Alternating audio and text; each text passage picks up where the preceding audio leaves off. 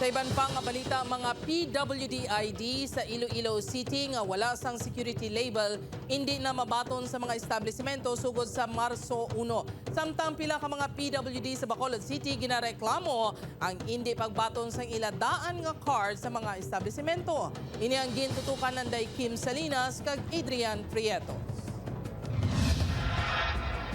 Naghingagaw nga magpatapik sang security label ang pila ka mga PWD sa opisina sang Persons with Disabilities Affairs Office sa Iloilo City Hall. Inibangod sang Biyernes, Marso 1, hindi na pagbatunon sa mga establishmento sa syudad ang mga PWID nga gin-issue sang LGU nga wala sang security label. Bot siningon, hindi na makabaton sang 20% discount.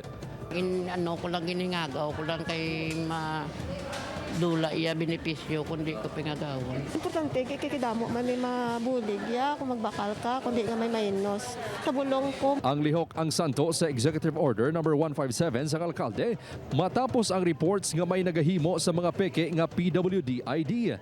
Naglabot na sa kapin 5,000 ka mga PWD ID ang natipikan sang security label nga malayo pa sa 15,000 nga target sa opisina. Sunod sa PDAW, padayon ang ilang pagbaton sa mga PWD ID agud stikiran o kon butangan sang security label. So it doesn't mean hindi na namun pakdakdan after February 29. Until February 29 lang batunon ma-enjoy ang discount, ang privileges with or without the security label.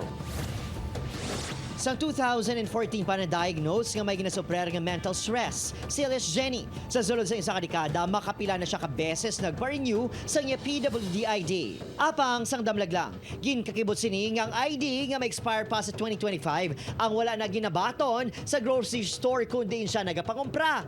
Ang insidente ang natabo sang ginparicol ni Bacolod City Mayor Albi Benitez sa mas over 12,000 ka PWD cards agud matumod ang peke sa lehitimo. Sinya ma'am hindi na nakagipapanawag na nga memo sa amon halin sa city sa babaw nga ang tanan nga PWD ID hindi na pagbatunon bilang matagaan discount. Iko pa ngayo ako bidal adi bingi mo nga nga letter.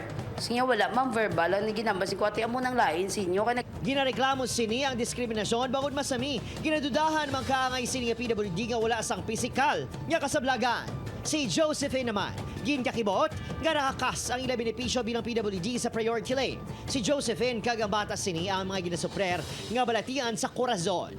May transaksyon kung tani niya sa ahensya ng gobyerno. Santo sa patakaran, hindi na kinahanglan sang online appointment para magproseso ang mga kaangay nila nga PWD. Nagpasalig naman ang Bacolod City LGU nga tutugan ang mga reklamo bangod. Una naging pasalig nga wala may mapektuhan nga benepisyaryo sa ginahimo nga transition sa bagong ID.